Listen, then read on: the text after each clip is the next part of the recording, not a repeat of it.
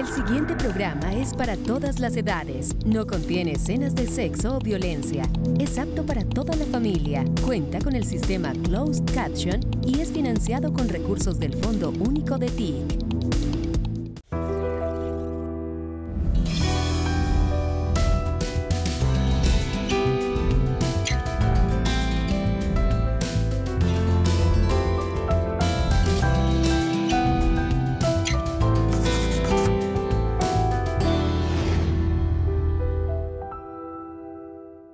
Durante estos días, la protagonista de la agenda nacional es la reforma a la salud. Y no es para menos, la salud es un tema de interés general. Por eso hoy hemos querido invitar a la exministra de la Salud, Carolina Corcho, quien después de 7 meses de haber salido del gobierno, pues ha iniciado una campaña pedagógica para dar a conocer la importancia del cambio que requiere el sistema de salud colombiano, que busca principalmente pues garantizar el servicio de salud como un derecho fundamental. Doctora Corcho, gracias por estar con nosotros. Muchas gracias por la invitación, Patricia. Bueno, volvió usted a la tribuna pública, ahora está haciendo pedagogía, casi que está haciendo rueda de prensa para que los periodistas y la opinión en general le pregunten sobre las dudas, las inquietudes y la almendra real de la reforma a la salud. ¿Cómo le ha ido en esta tarea? Bueno, básicamente, Patricia, yo decido regresar, pues a hacer el trabajo pedagógico, pues porque veo que hay mucha desinformación, se está generando mucho pánico a través de afirmaciones mentirosas y asuntos que no corresponden a la reforma. Entonces lo veo como una responsabilidad ciudadana, además como médica en ejercicio sobre todo, la necesidad de poderle explicar a la ciudadanía y al sector salud la propuesta qué contiene y qué no contiene, porque la mayoría de lo que yo escucho es desinformación sobre la misma. Bueno, pues es muy interesante y es una oportunidad para que todos ustedes que nos están viendo y escuchando se queden conectados para entender en realidad, como bien lo dice usted, las verdades y las mentiras acerca de la reforma. Antes de entrar en esa materia, cuéntenos cuáles son como esos ejes fundamentales que le dan el sentido a la reforma. Bueno, son 3 ejes fundamentales. El primero es el manejo público de los recursos públicos. Hoy en Colombia contamos con 81 billones de pesos, que son recursos de aportes de los impuestos de los colombianos y las cotizaciones, y el problema es que hoy el Estado no tiene control. Esos son recursos que ruedan sin control por la intermediación de las EPS, y por supuesto en ese control hay una opacidad enorme, riesgos de corrupción, todos los que tú quieras, muchos de ellos ya documentados por la Contraloría, por fallos de jueces de corrupción enorme, por ejemplo el de Salucop, donde hubo un desvío o un robo de 1.5 billones de pesos de esos recursos que pagamos los colombianos para tratamientos, para pagar médicos, enfermeras, para que pueda ser bien atendida la gente. Entonces se generan unos mecanismos de barreras de acceso, que en la autorización me la retrasan, y esos mecanismos es para ahorrar ese recurso y destinarse a otros fines. No pueden ser destinados estos recursos ni para financiar ningún otro negocio, ni ninguna otra empresa. El Estado paga esto, es para el cuidado de la vida de los colombianos. Entonces en la reforma hay una propuesta muy clara y muy concreta, fundamentada en los mejores sistemas de salud del mundo, porque esto de Colombia es muy anormal y atípico, así no funcionan los sistemas, para que esos recursos públicos de todos los colombianos que hoy están en un fondo común vayan directamente a clínicas, hospitales para pagar tratamientos, para pagarle a las gestoras farmacéuticas para que entreguen los medicamentos a tiempo, para pagarle a ese médico, a esa enfermera y dignificar a ese trabajador. Ese es un primer elemento. El segundo elemento, ligado al anterior, es la dignificación de médicas, enfermeras, terapeutas, profesionales de la salud. Hoy más del 70% de esos trabajadores y trabajadoras de la salud están precarizados. Esto es un sector donde a la gente le pagan cada 4 meses o 5 meses o no le pagan. O necesitan 3 empleos para poder tener un salario digno. Exactamente, y le pagan cada 4 meses y sin intereses. Yo quiero imaginarme a cualquier profesional que tenga que vivir así. Esto hizo carrera en el sector salud. Muchos médicos, por ejemplo, no pueden tener vida crediticia porque no está claro si les pagan o no. 300.000 enfermeras que son auxiliares, que son la base del cuidado del sistema de salud, la mayoría precarizadas. Nosotros tenemos ingresos, por ejemplo, llegamos a ver en algunas tablas que en La Guajira un auxiliar de enfermería pueden pagársele 600 o 700.000 pesos al mes. Menos del salario mínimo. Menos del salario. Eso no es plata. Eso no es plata cuando este sistema tiene muchos recursos, suficientes y abundantes recursos que pagamos los colombianos para que es auxiliar de enfermería, que cuida al anciano, que cuida al viejo, a la vieja, al niño, que es la base del sistema, no tenga ni siquiera un sustento básico. Eso es inaceptable. Sí. Por eso la reforma genera un capítulo de formalización, dignificación, y digo que este segundo punto va ligado al primero, porque si ya tenemos un control transparente, serio, con mecanismos anticorrupción de esos recursos, vamos a poder exigir y garantizar que le paguen a esos trabajadores. Y el tercer elemento es lo que ha denominado el presidente de la República la salud preventiva, pero que nosotros denominamos la atención primaria en salud. ¿Qué significa eso? En todo el país debe haber lo que significa la atención básica y primaria, que no es solo la prevención, no son solo, digamos, unos equipos de personal de la salud, de médicos, enfermeras, de bacteriólogos que van a las escuelas, a los colegios, a las casas, a sus lugares de trabajo, a hacer exámenes para detectar enfermedades. Por ejemplo, hablaba yo con oncólogos, amigos míos, pues yo he sido dirigente y representante de los médicos en el país, y me decían, Carolina, nosotros no entendemos cómo un médico puede oponerse a eso. Me decían los oncólogos, en las ciudades estamos viendo pacientes que nos llegan ya con enfermedades supremamente avanzadas de cáncer cuando se hubieran podido curar, si hubieran llegado antes. Las EPS les enredan las autorizaciones, no les hacen los exámenes a tiempo y vemos morir permanentemente pacientes. Esto no puede seguir pasando. Y esto no es ni siquiera en zona rural, estoy hablando de las grandes ciudades. Ni siquiera estoy hablando solo de las clases populares, estoy hablando personas de la clase media. Me lo comentaron los oncólogos, me dijeron, Carolina, si quiere nosotros les mandamos la información porque esto no puede pasar en este país. Entonces, con ese modelo preventivo de atención primaria en salud, se va a crear todo ese escenario para que esté el bacteriólogo, el médico, el patólogo, haciendo esa detección temprana de muchas enfermedades para que no avancen y puedan ser tratables. Yendo como a los territorios. Yendo a los territorios, pero además, ¿qué es lo primario? No es solo la prevención, es que por lo menos entre 17.000 y 25.000 personas ya se opera en el mundo. Los sistemas de salud en el mundo funcionan así. Tú puedas tener un centro de atención primaria en salud.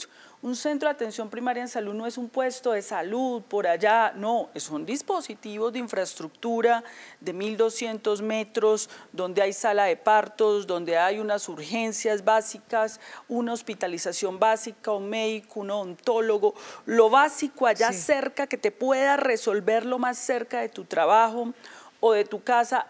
La atención, pero ese centro de atención primaria en salud no está solo, está interconectado con lo que llamamos la mediana y alta. ¿Qué es la mediana y alta complejidad? Las clínicas de trasplantes, donde están los especialistas, y este centro de atención primaria en salud que ya existen en Colombia, Patricia, es que nos dicen, ¿y a qué horas va a pasar todo esto? Es que cuando usted pide una cita, una EPS, a usted no lo atiende la EPS, al colombiano y la colombiana lo atiende es un centro primario. Usted va donde un médico primario y ese es el que lo remite al especialista a una clínica. Eso ya existe en Colombia. Lo que vamos a hacer es que existen, pero concentrados solo en algunas partes de las grandes ciudades. Eso se mantiene. Aquí no se va a quitar nada de los comodidades, logros en derechos, coberturas que ha logrado los altos estratos, las clases medias.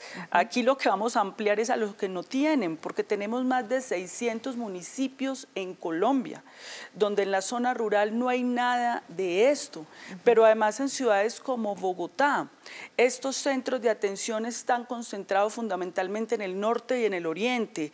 Entonces tenemos que hacer toda una planificación para que entre lo público y lo privado lleguemos a esos 4 millones de habitantes que puedan tener su atención cerca, y esto no quiere decir que no vayan a acceder a las grandes clínicas, es que es la atención solo lo primario, de ahí cerca, lo más cerca, donde tú escojas. Si tú quieres que sea cerca a mi casa, te inscribes cerca a tu casa, cerca el trabajo, cerca el trabajo. Hay principio de libertad de elección del ciudadano. Doctora Corcho, todo esto suena realmente maravilloso, realmente lo necesita el país, pero ¿por qué hay tanta oposición al respecto? Entonces, ¿en qué radica la oposición? ¿Por qué se oponen algunos sectores, y no solamente hablo del Congreso, sino en general, a esta reforma que suena realmente pues necesaria, maravillosa? Bueno, la oposición es por el primer punto, el manejo público de los recursos públicos. Es que si el Estado tiene 81 billones de pesos, Patricia, y de ahí eso se gira a las EPS y ahí perdimos el control, imagínense en todos los negocios que hay de ahí en adelante. Los jueces de la República ya le han dicho al país lo que pasó con Saludcop. Cogieron esta plata, financiaron canchas de golf, financiaron sus propios negocios, crearon lo que se llama la integración vertical, donde yo tengo mi clínica, me pago a mí mismo y me pago por cifras exorbitantes. Ha habido muchos negocios, han financiado inclusive en la Jurisdicción Especial de Paz, ya los paramilitares han denunciado que hasta el paramilitarismo financió esos recursos. En Colombia, en varios debates congresionales, hay bancadas que se han declarado impedidas. En este debate no ha ocurrido, pero en anteriores debates durante muchos años en Colombia, por financiación de campañas por parte de esos recursos, cuando estos recursos no son para financiar campañas, son para comprar medicamentos, tratamientos, es decir, esto es plata que rueda sin control, sobre la cual se han montado una serie de negocios en este país. Evidentemente, hay gente que se ha vuelto multimillonaria, Patricia, multimillonaria. Entonces, evidentemente, cuando tú haces una propuesta de este orden, donde estamos diciendo es, señores, esta plata tiene que ir en vigilancia, hoy esa plata está en el Fondo ADRES. Esta plata va a ir ya directamente a la clínica del hospital, porque además hoy esta plata se le gira a las EPS y las EPS no le pagan a los hospitales y a las clínicas, solo a los de ellos. Y los demás entran en quiebra. Deben más de 23 billones de pesos. ¿Las EPS? Las EPS. Pero aparte de que den más de 23 billones de pesos, y esto es muy importante que lo entienda la ciudadanía, esto es una cosa muy técnica, pero es de interés completamente público, es que a las EPS en el año 2014 se les dijo, ustedes tienen que ser aseguradoras. ¿Qué es un asegurador? Tú tienes que apalancar financieramente el pago de todos esos tratamientos. Para garantizar el servicio. Para garantizar el servicio, apalancar, tener un respaldo financiero en inversiones de capital, cosa que si te quiebras entra en esas inversiones de capital a pagarle a clínicas y hospitales. Eso se exigió en la norma en Colombia. Resulta que en los estados financieros de las EPS, y ese es el informe reciente de la Superintendencia de Salud, proyectaron que iban a hacer inversiones por 18 billones de pesos. Luego, cuando se hace el informe, el balance a la fecha de hoy, se encontró que resulta que solo hicieron inversiones como por 6 billones de pesos aproximadamente.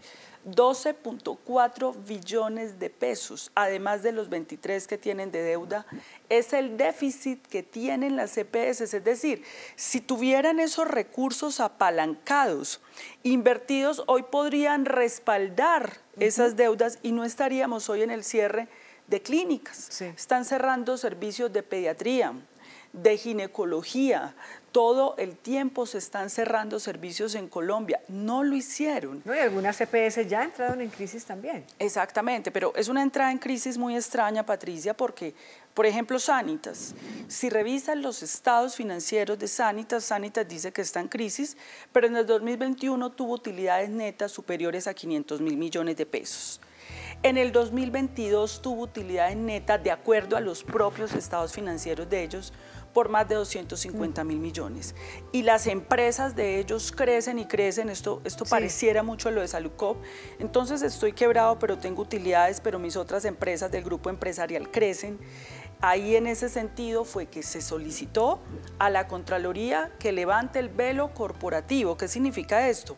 Estos son recursos de los colombianos. En ningún momento el Estado colombiano ha autorizado que esos recursos se usen para otras empresas. Ya hay fallos de los jueces contra Saludcop.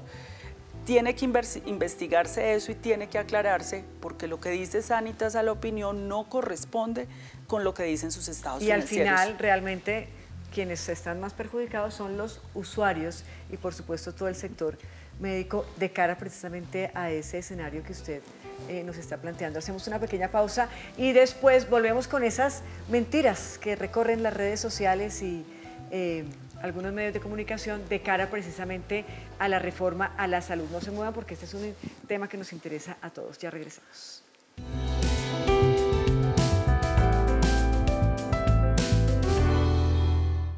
¿Tienes entre 18 y 28 años y quieres conocer lo que nos hace auténticos y únicos en Colombia? Inscríbete en formulario colombiar.canal13.com.co. Ven a vivir una experiencia mágica en nuestro docu-reality de turismo y vamos a colombiar en el país de la belleza. Ministerio de Comercio, Industria y Turismo.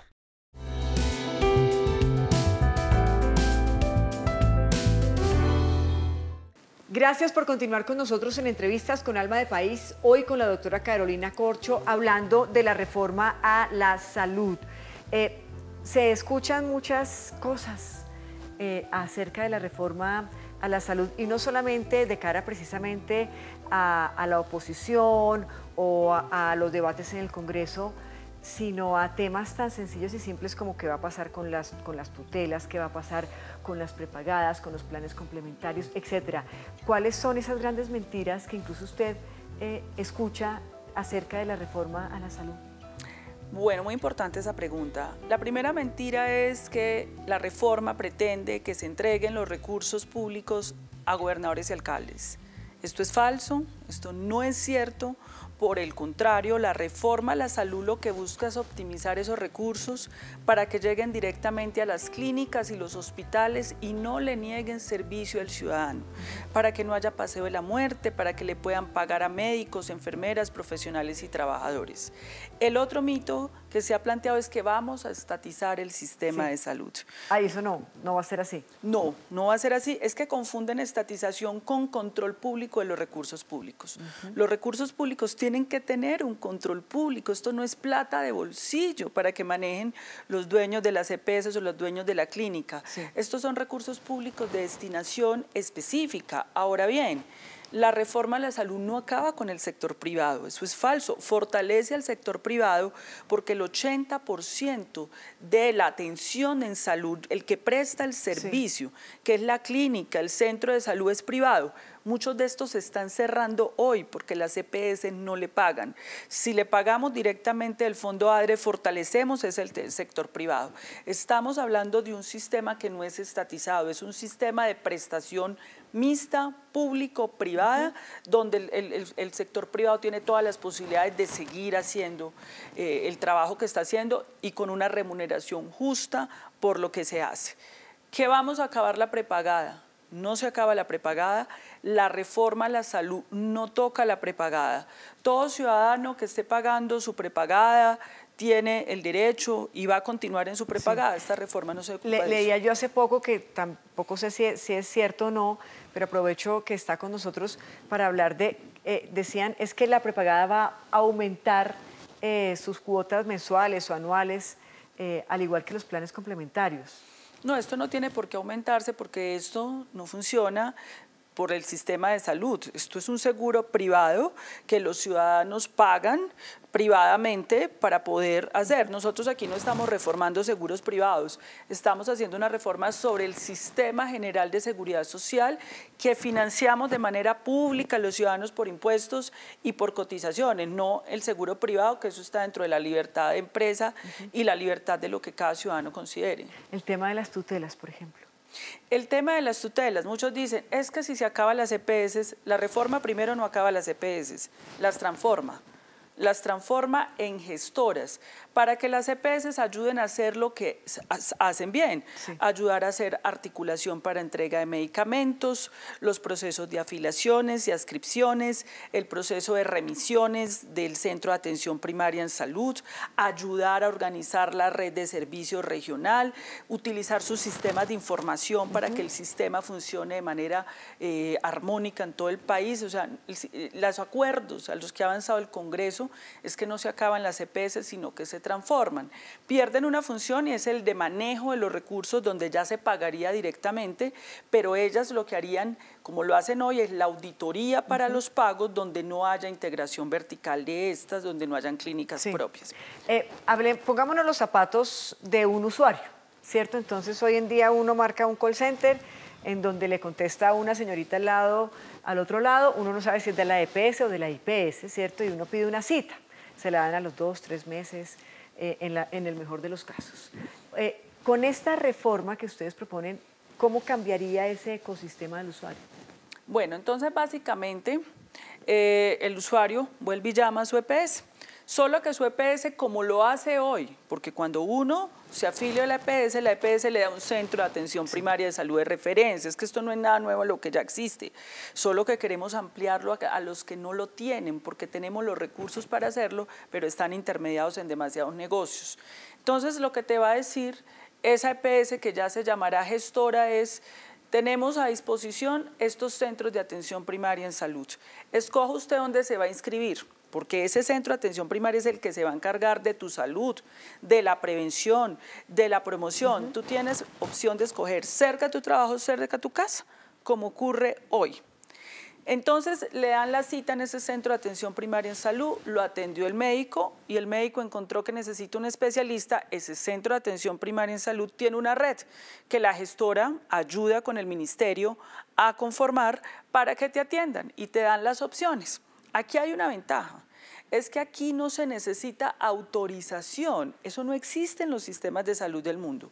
Con la orden del médico, el paciente va y es atendido. Es una excelente noticia. Sí, y eso está clarísimo en la reforma.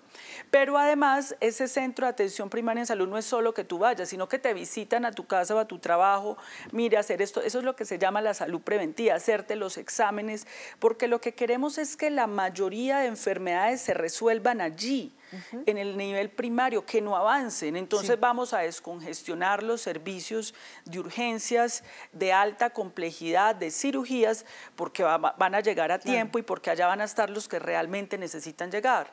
No como este sistema de salud que nunca controla a un diabético, nunca se le hizo un examen y cuando ya tiene daño del riñón, lo que llamamos los médicos falla renal, aparece ya en el servicio de urgencias para diálisis, cuando en un sistema primario usted detecta y el médico lo puede identificar.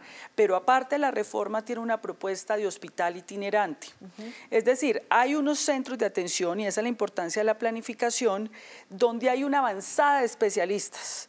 Entonces, miren, aquí en estos centros de atención primaria en salud hay un atraso porque hay muchas citas con especialistas. Hacemos una avanzada para que los especialistas vayan y atiendan y a descongestionar y ayudar a resolver lo más rápido posible. Ya ese especialista dice, no, esto está muy grave, esto lo tenemos que priorizar. Y esa cuadrilla, digamos, de especialistas, que suena muy bien, ¿trabajan para quién o dependen de quién en este nuevo modelo? En este nuevo modelo de la red. Entonces, ¿qué es una red? Los mejores sistemas de salud del mundo funcionan así. Yo acabo de venir de un encuentro de América Latina y todos me dicen, Carolina, ¿y cuál es la oposición en Colombia? Es que esto es normal en Argentina, en Brasil, en Canadá, en los países europeos. Hay una red, ese centro de atención primaria de salud tiene una red de mediana y alta complejidad. En esa red de mediana y alta complejidad es donde se coordina la atención especializada con la atención del centro de atención primaria de salud. Las gestoras, dentro de las funciones, tienen una que es la articulación entre eso a través de sus sistemas de información y por eso se les paga una plata. Otro actor, digamos que muy activo, valga la redundancia, en todo este escenario es la nueva EPS, y se habla mucho de la nueva EPS que, pues, entendemos tiene parte de capital público y privado. ¿Cuál va a ser en todo esto el rol, la labor de la nueva EPS? La nueva EPS es muy importante porque tiene más de 10 millones de afiliados. La nueva EPS se convertiría en una gestora, pero no solamente la nueva EPS, las EPS que hoy cumplan con las características se convertirían en gestoras también. La importancia de la nueva EPS es que es la posibilidad de nosotros poder montar a través de la nueva EPS, también se debe hacer a través de las otras, pero en esta, por tener participación del gobierno, hay mayor posibilidad, digamos, de hacerlo de una manera más expedita, todo este nivel primario, porque la nueva EPS tiene infraestructura en todo el país. Entonces, en esa zona dispersa, rural, campesina, donde no tenemos la infraestructura, la nueva EPS puede llegar. Y además, vamos a destinar, la reforma contempla recursos importantes que son gastos recurrentes del Ministerio de Salud para que allí donde no hay centros de atención primaria en salud se tienen que construir. Esto se puede hacer en acuerdo con los privados. Venga, señores privados, si les interesa en estas zonas dispersas, en el sur de Bogotá, yo he hablado con ellos cuando teníamos una actitud constructiva. Es que esto no puede ser un debate oposición-gobierno, esto tiene que ser una discusión de la sociedad, del sector salud. Y uno les dice, el Estado puede concentrarse aquí a construir esos centros de atención primaria en salud. Ustedes pueden aquí, en estos espacios donde no hay, porque es que tenemos más de medio país sin servicios de salud cercanos a la gente. Claro, porque la gente habla desde su experiencia en las grandes ciudades, pero ¿qué pasa, por supuesto, en los territorios, en el campo, en la ruralidad? Hay un tema también muy importante y que tiene que ver precisamente con todo lo que es la transición. Se habla de que esto puede durar años, que no es un tema fácil. ¿Ustedes tienen presupuestado que este cambio puede durar cuánto tiempo en términos de transición? La transición de esto es mucho más corta que la de la Ley 100. La Ley 100 lleva 30 años y no ha podido terminar la transición. Cuando la Ley 100 empieza eran 150 EPS, ya van menos de 30. Se han tenido que liquidar y ahora la mayoría no cumplen con indicadores financieros. Es decir, es un proyecto de sistema de salud que nunca terminó su transición de estabilizar un número de EPS. Aquí, digamos, las dudas mayores sobre la transición que plantea la oposición, y yo quiero aclarar cómo se resuelven, es las capacidades del Fondo ADRES para ser pagador. Hoy el Fondo ADRES hace transacciones por millones, en un día puede hacer giros inmediatos. Eso ha adquirido una tecnología enorme, pero aparte de eso hay que ponerle unos controles anticorrupción al ADRES. Nosotros habíamos propuesto que, y esto se puede hacer en la reglamentación, que la Junta Directiva del ADRES tenga participación de los empresarios, por ejemplo, que son aportantes al sistema de salud, de los trabajadores y el gobierno, para que eso garantice unos controles. Pero aparte de eso, que eso tenga un control social y un sistema de inteligencia artificial que permita que cada peso que se gire contra auditoría de la gestora o del auditor pueda verse, que aquí nos podamos conectar en un programa con una página, vamos a ver en qué van las cuentas del ADRES, para que haya un control público de esos recursos. Esas inversiones son ínfimas, Patricia. Estamos hablando de 100.000 millones de pesos al año, para cuidar 81 billones que van a ser en 10 años más de 100 billones. Eso se puede hacer. Pero de cara, por ejemplo, al usuario, ese usuario que tiene que hacerse la diálisis, a ese usuario de la radioterapia, esa transición asusta. Esa transición es sencilla. El usuario que tiene hoy sus tratamientos va a mantener todos sus tratamientos. El usuario de alto costo los mantiene porque se va a seguir pagando por eso. El cambio va a tener que ¿No va a haber un caos ahí?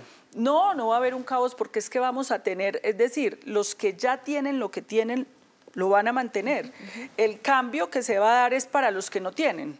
En los que no tienen, pues se va a desarrollar esa infraestructura, se va a iniciar un proceso de convocatoria pública de personal de la salud, al que se le va a decir, usted se le va a pagar mucho más si usted se me va para el sur de Bogotá. Porque, ojo, esto no es solamente un problema rural. El problema del acceso de salud es urbano y también de las clases medias. Estamos hablando de Kennedy, es que la clase media bogotana es muy amplia, estamos hablando de Bosa, estamos hablando de Suba, hablemos de Bogotá. Entonces, allí donde no tienen esos servicios, se les va a acercar más y eso va a tener un proceso. Pero mientras que se construyen estos centros de atención primaria en salud, con el sector privado y todo eso, pues seguirán siendo atendidos donde hoy son atendidos. Eso no tiene ningún problema. Te va a llamar tu gestora, que ya no es la EPS, bueno, tengo estos centros de atención primaria, dígame dónde se va a inscribir, porque usted ya va a entrar dentro de un programa de equipos extramurales y va a tener estas posibilidades de clínicas. Entonces, no es una transición para nada engorrosa. Que ¿Qué la inspira para haberse echado al hombro esta reforma, doctora Corcho? Patricia, yo soy médica que he ejercido en todos los niveles de la medicina, en urgencias, en consulta externa, en lo rural, en lo urbano, en la alta complejidad, en la mediana, en regímenes especiales. Yo he ejercido la medicina en todos los niveles que pueda ejercer un médico. Y yo he trabajado como representante de los médicos. Muchos años con los colegas médicos hemos trabajado en esto, pero también como representante de la sociedad civil frente a la Corte Constitucional. Entonces, estos son muchos años nosotros viendo las injusticias de este sistema de salud. Yo he vivido eso, la negación de servicios, el paseo de la muerte, que no nos le entregan los pacientes nuestros medicamentos, la corrupción. Nosotros hemos vivido esto. Ante esta injusticia, diversas organizaciones médicas, de pacientes, intelectuales, científicas, hace 10 años aproximadamente nos sentamos a pensar esto. Tenemos que buscar una propuesta de fondo, convocamos lo más elevado de la intelectualidad democrática en el ámbito constitucional, financiero, económico, jurídico, de salud, de medicamentos, para presentar una propuesta mucho antes que supiéramos que iba a ganar un gobierno que tuviera la posibilidad de acoger. Pero esto es una propuesta del sector salud. El origen de esta propuesta es la sociedad civil. El presidente la acogió. Pues qué importante también esa aclaración final y todo lo que hemos hablado hoy, porque queda claro, queda muy claro, y esperamos pues que usted siga liderando esa batalla para que llegue este barco a buen puerto. Gracias por estar con nosotros, doctora Corcho. Gracias, Patricia, por la invitación. A ustedes también mil gracias por habernos acompañado. Nos encontramos en una próxima oportunidad. Hasta pronto.